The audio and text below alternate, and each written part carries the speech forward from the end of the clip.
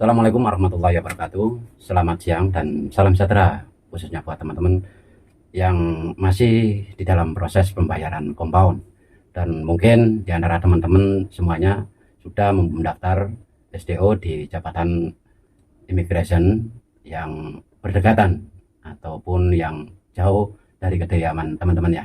Saya akan sebutkan beberapa kategori di antara teman-teman yang akan diberi kelancaran di dalam proses pembayaran compound kali ini. Namun saya ingatkan sekali lagi bagi teman-teman yang baru singgah di channel ini, silakan dibantu subscribe dan jangan lupa ya untuk mengaktifkan tanda loncengnya. Baiklah, mungkin di antara beberapa kategori yang nantinya akan saya sebutkan mungkin akan diberi kelancaran, dan juga kemudian tujuan saya di dalam membuat video ini adalah memberikan satu support dan dorongan keyakinan sekali lagi agar teman-teman itu berani dan tidak perlu takut di dalam proses pembayaran compoundnya nanti ya, karena teman-teman itu sudah mempunyai niat menyerahkan diri dan itu bagus sekali. Sikap teman-teman yang mau menyerahkan diri amat sesuai dengan apa yang diharapkan oleh Jabatan Imigrasi Malaysia. Pastikan teman-teman itu mempunyai dokumen resmi ya, berupa paspor ya. Jadi pastikan teman-teman itu mempunyai paspor. Dalam paspor tersebut ada cop masuknya ya. Biasanya cop masuk itu seperti ini ya teman-teman. Yang original, yang asli, cop masuk itu berwarna biru ya, ada tanggal masuk teman-teman dan ada visa berapa hari yang ada di bawahnya ini. Ada yang dapat 30 hari dan mungkin ada yang ditulis 2 minggu seperti itu ya. Jadi pastikan ini ada di dalam paspor teman-teman. Ini kategori 1 dari teman-teman yang akan lancar di dalam proses pembayaran compound. Jadi tinggal overstay-nya teman-teman itu berapa lama, berapa bulan ataupun berapa tahun ya. Yang penting pastikan bahwasanya paspor teman-teman itu ada di dalamnya juga ada job visa masuknya ya. Ataupun teman-teman yang sudah lama yang sudah membuat permit tapi permitnya itu mati seperti ini ya, teman-teman itu ada juga permitnya ya. Yang penting paspor itu teman-teman pegang, ada visanya atau ada permitnya yang sudah tidak berlaku lagi. Pastikan bahwasanya paspor teman-teman itu masih hidup. Jadi teman-teman tidak perlu mengurus SPLP sekali lagi ya. SPLP tidak diperlukan bagi teman-teman yang mempunyai paspor yang masih berlaku ataupun yang masih hidup. Ini kategori yang paling lancar di dalam proses pembayaran compound nanti. Untuk kategori kedua adalah bagi teman-teman yang mempunyai paspor, ada job visa masuknya ataupun ada permit yang sudah tidak berlaku lagi ya. Tentunya teman-teman untuk menggantinya, teman-teman harus membuat SPLP terlebih dahulu. Nah, untuk daftarnya teman-teman bisa lihat di atas ini. Nah, sampai selesai, kategori yang ini juga bisa dikatakan Pak Insya Allah juga lancar juga.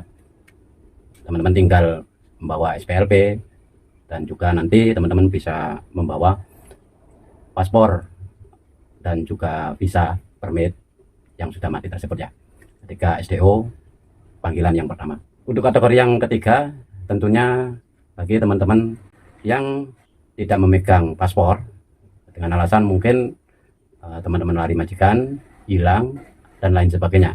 Tapi teman-teman masih mempunyai gambar di dalam HP dan juga job masuk atau permitnya ya. Juga bisa berupa kertas seperti itu. Jadi ada buktinya bahwasanya teman-teman itu masuk secara resmi. Tentunya sama seperti yang kategori yang kedua, teman-teman harus membuat SPLP terlebih dahulu. Akan tapi di dalam kategori orang yang ketiga ini yang tidak memegang paspor, teman-teman harus membuat surat dari Balai Polis terlebih dahulu bahwasanya mungkin dengan alasan teman-teman paspornya hilang. Jadi ada bukti bahwasanya teman-teman itu tidak memegang paspor. Tanpa mempunyai surat dari Balai Kepolisian ini, teman-teman tidak bisa mengurus pembayaran compound. Dan kategori yang keempat, yang terakhir, ini adalah kategori yang mungkin berisiko ya untuk ditolak dan mungkin juga akan ditangkap, kemungkinan itu ya, kemungkinan. Jadi untuk kategori ini memang teman-teman harus tahu ya. Teman-teman itu koreksi diri sendiri terlebih dahulu, yaitu bagi teman-teman yang tidak mempunyai paspor, tidak mempunyai job visa, tidak mempunyai permit juga, dan tidak mempunyai buktinya. Jadi teman-teman hanya bisa status sebuah pengakuan bahwasanya teman-teman itu masuk secara resmi, tapi teman-teman tidak mempunyai bukti. Tujuannya juga teman-teman yang lari dari majikan, paspornya dipegang oleh majikan atau dipegang oleh agent.